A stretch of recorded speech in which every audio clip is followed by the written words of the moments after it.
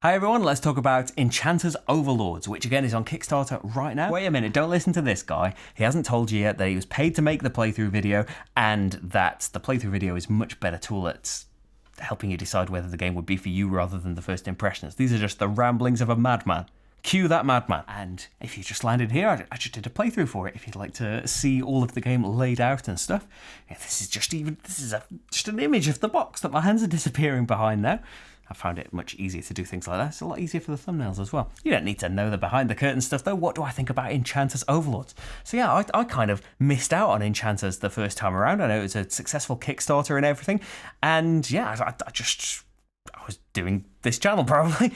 And even though it's your job to know about board games, I know about it now. I just quickly glanced through it, watched some of the Rado playthrough and stuff for the original version, and yeah, it sounded really cool. And when we actually got to play through it, I absolutely love this. I haven't explored through all of the various stuff. I haven't got the base box. I've got Overlords and another expansion, Odyssey, to test it out and try combinations out with. And just in the few games so far, I'm really, really impressed by it. It reminds me of, and I would imagine that some of the inspiration was the original Thunderstone. And I've haven't played Advance, can't talk about that. But that kind of dungeon crawling, mixing helpful cards in with monster cards to fight, but kind of stripping away all of the stuff that Thunderstone have of that adventuring and working out light values and all of that stuff.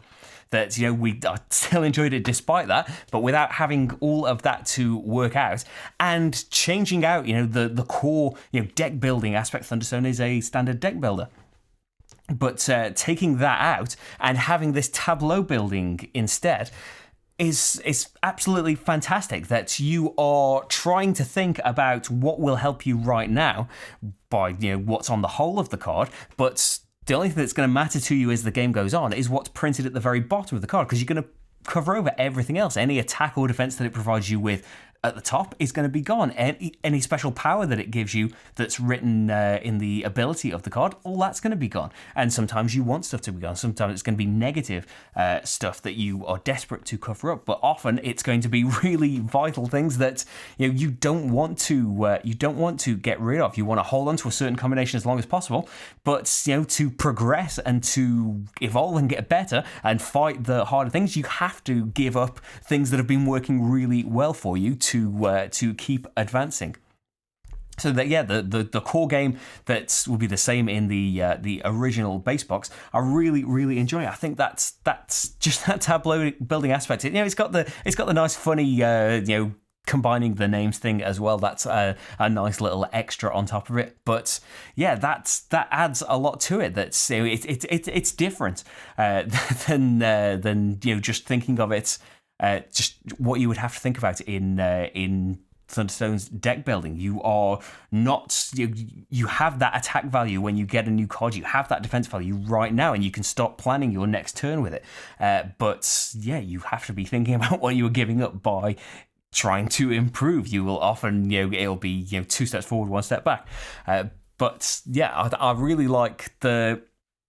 To start off with just having the enhancements and then the monsters will come out afterwards. I like that there are variant rules in the rulebook, and I think to use quite a few of them. That you can make it so that the dragons will only come in the second half of the deck, and dragons are most of the time much harder enemies than the others that you've been encountering, and so you can get them out once you have built yourself up. But at the same time, discarding the dragons early can mean different effects coming from the Overlords, so maybe you'd want them in so that they will happen throughout all of the game. And the little thing is that you have to go through all of the cards in the journey deck, and there are a couple of variants to make the game a little bit shorter by just getting rid of some cards from that. I suppose you risk getting rid of too many enhancements and things by doing that, but I would say that there's maybe a few cards off would put it at the perfect length. But even thinking there's a few too many cards in, still absolutely love what we've played of it. So then there's all of the extra stuff. The main draw of Overlords is it's got all of the various kingdoms that work in different ways. I'll say that Overlords is meant to be a more confrontational, more interactive set of kingdoms. and apart from the unicorns, which are very healy, and there are the others mess with you in some way, some more than others. Some, the bandits are a lot more about stealing, and they do fit their things perfectly. I'm not criticizing it for that, but for players like us that are usually, we are extreme Care Bear players. We don't want to steal from each other. We don't want to attack each other. We just want to live and let live and do the best that we can. And so it's not massive in this. I'll imagine that almost everybody who has seen the playthrough will be like, what are you talking about? That's barely take that at all. But I'll say that if you're like us and you were concerned about that in the playthrough, it's this set in particular is more geared towards that, and the others aren't. The others are much more of a mixture. But the as well as having the different kingdom cards, the Overlords, Enchanters Overlords, is about the Overlords. So it adds on this, it's an optional thing, you don't have to include them, but you can have a random Overlord in here that's going to have various effects throughout the game. In the playthrough that we saw, it's when certain cards got discarded, when characters rested. It changes when you want to time your resting, because maybe you're resting, you really could do with a couple of extra gems to be able to afford what you really want. But if you rest now, you're going to have to take wounds, and cards are going to go onto the Overlord. A really useful card is going to end up going into the Overlord, and the other player might be able to attack the Overlord and get the card off it. And that's just for our particular one. But it gives you not only affecting the game itself, it gives you another challenge, it gives you another option on your turn. You can go and challenge the Overlord and fight for rewards.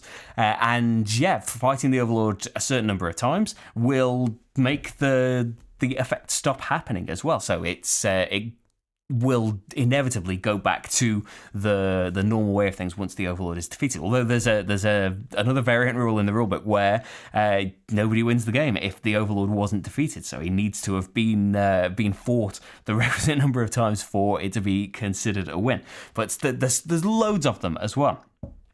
There's loads of different ways that it can go.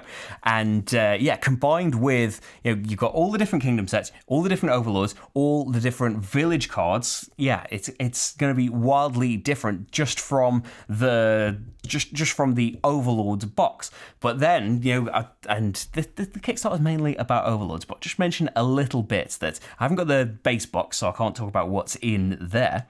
But there's another expansion, Odyssey, which is mainly about, it's got a load more kingdom types and things, but the main draw there is it's got a co-op mode. It's got an AI deck where you are now working together.